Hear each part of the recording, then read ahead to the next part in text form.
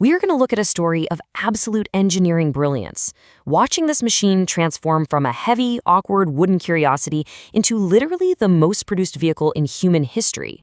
To really understand this marvel of design, we're going to break things down into 5 distinct eras today. The first running machines, the bone shaker era, the high wheel danger, the safety bicycle revolution, and finally, the modern cycling boom.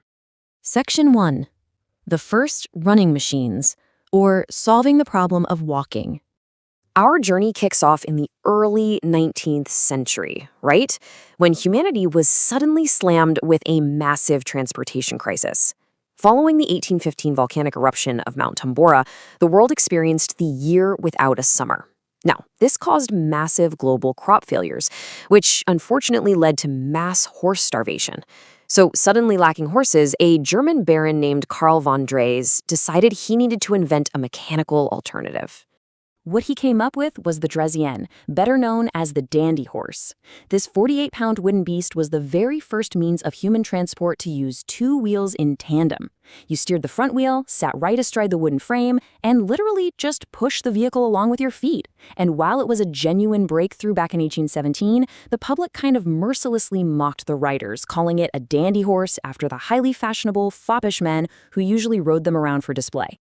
But here's the thing. The dandy horse had a pretty glaring fatal flaw, and that was the sheer physical toll it took. Pushing a rigid 48-pound block of wood with your feet is incredibly exhausting, and since there were no pedals, your ability to coast was strictly limited to going downhill. Because of that physical strain, plus a spike in accidents that actually led some cities to ban them completely, the running machine's popularity tanked almost as fast as it started. Section 2. The Bone Shaker Era. The Quest for Mechanical Power. So, for decades, inventors tinkered with 3- and 4-wheeled contraptions because, frankly, balancing on 2 wheels just seemed way too hard. But by the early 1860s, a few inventors over in France, like Pierre Lallement and Pierre Michaud, realized they really needed a better way to translate human leg power into forward momentum on 2 wheels. Their solution? It was wonderfully simple but a massive leap forward. They just bolted rotary cranks and pedals right onto the front wheel hub. Finally, riders could actually propel the machine at a continuous speed without ever having to drag their feet on the ground. They officially called this machine the velocipede, and it sparked an absolute craze in the late 1860s. Eventually, those heavy wooden frames were swapped out for cast or wrought iron. But in the US and England, it quickly earned the nickname bone shaker, and, well, for very good reason. Imagine riding a rigid iron frame rolling on iron-banded wooden wheels straight over 19th century cobblestone streets. It was an incredibly jarring, literal bone-rattling experience. Comfort aside, though, the bone shaker had a critical mechanical limitation. Because the pedals were directly attached to that front hub, 1 revolution of the pedals equaled exactly 1 revolution of the wheel. No more, no less. This meant your top speed had a hard physical cap. It was entirely dictated by how ridiculously fast you could spin your legs in a tiny circle. Section 3. The high wheel danger, the need for speed. Now, the engineering logic applied to solve this speed issue is fascinating, but also pretty terrifying.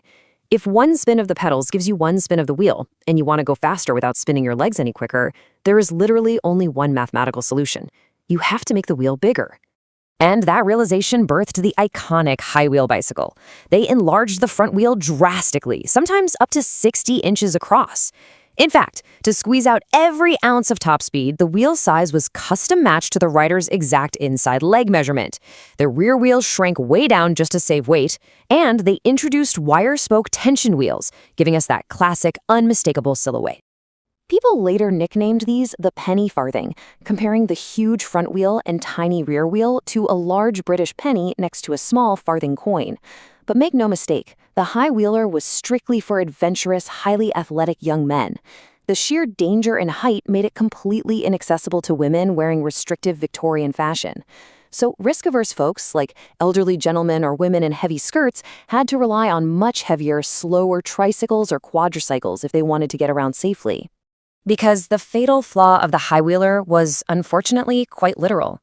You were perched way up in the air, positioned almost perfectly over the center of gravity, with your legs essentially trapped under the handlebars. If you hit a rut, a rock, or just a bad patch of dirt, you were not landing on your feet.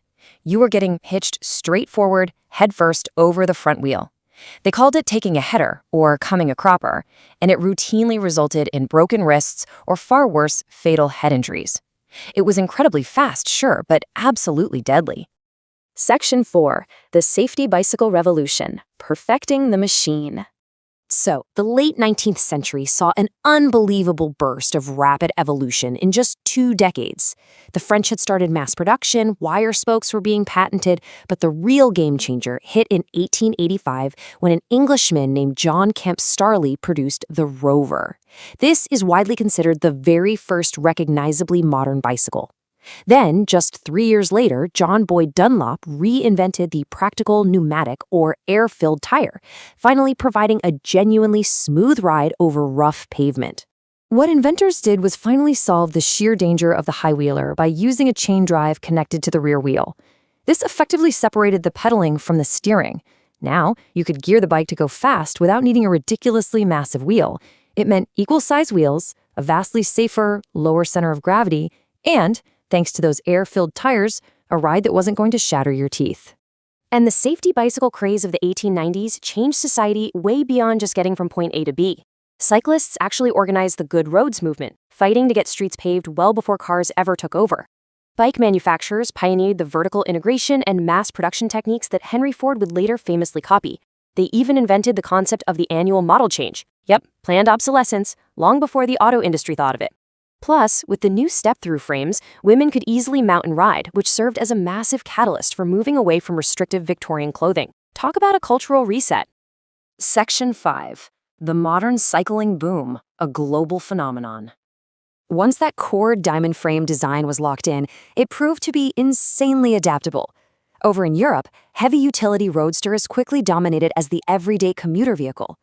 Meanwhile, in America, after a long era of those heavy, stylish cruiser bikes, a massive boom hit in the 1970s with ultra-lightweight, multi-speed derailleur racing bikes. Right around that same time, kids trying to mimic motocross racers kicked off the BMX craze, which directly paved the way for the invention of the mountain bike in 1981, purpose-built for tearing up rugged off-road terrain. And if you want to put the sheer global scale of the safety bicycle's design into perspective, just think about this number. The Chinese flying pigeon bicycle alone has had over 500 million units produced since 1950. That makes this single specific model the most numerous vehicle of any kind ever created on planet Earth. And if you zoom out, well over 1 billion bicycles have been manufactured worldwide in total. That number completely dwarfs the production numbers of the automobile. So, despite the massive rise of car culture in the 20th century, the humble, human-powered bicycle is still the most common vehicle in the world. From Carl von Drese's clunky wooden dandy horse in 1817, all the way to today's computer-designed carbon fiber racing machines and ultra-efficient electric commuter bikes, human ingenuity has never stopped pushing this machine forward. Every single era solved the fatal flaw of the one before it. So it leaves us with a pretty fascinating thought to ponder as we wrap up this explainer. With all the modern tech at our disposal, how exactly will we reinvent the wheel next? What fatal flaw will the next generation of bicycle designers solve? Thanks so much for joining me on this wild ride through cycling history. This chart shows the global population of vehicles. There are over 1 billion bicycles on Earth today, making it the most abundant vehicle in human history. The familiar diamond frame and chain drive design took a century of physical failure to perfect. These machines originated as a mechanical solution to a global survival crisis. In 1815, the eruption of Mount Tambora triggered a global climate anomaly known as the Year Without a Summer.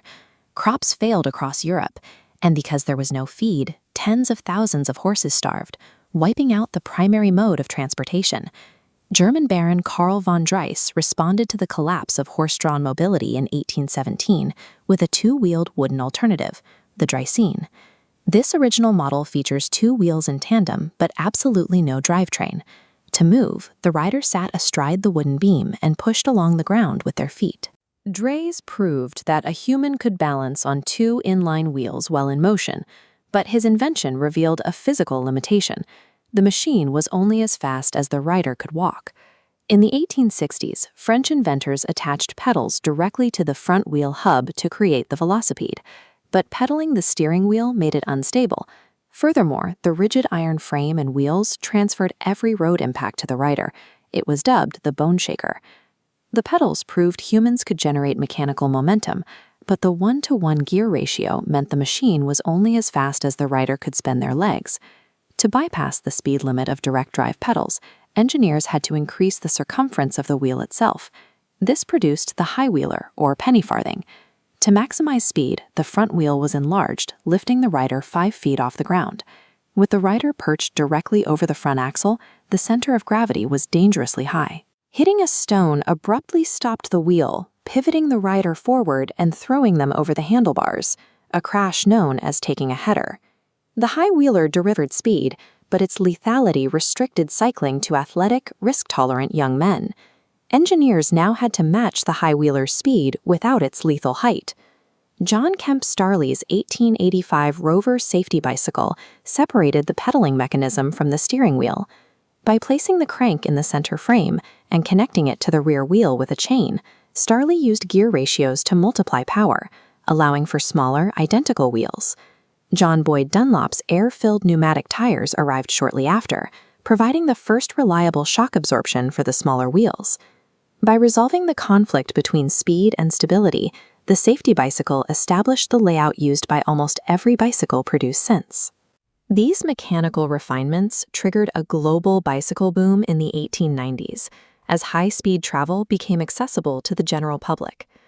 The step-through frame allowed women to ride, despite the restrictive clothing of the era, granting them a new level of physical independence. This surge in riders created political movements demanding paved roads, establishing the infrastructure that would eventually support the automobile.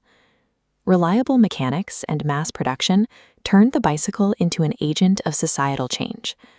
Modern specializations, including lightweight carbon fiber racers and rugged mountain bikes, are ultimately just technical variations on the original 1885 design. This layout remains the world's most common vehicle format. The Chinese flying pigeon alone has sold 500 million units.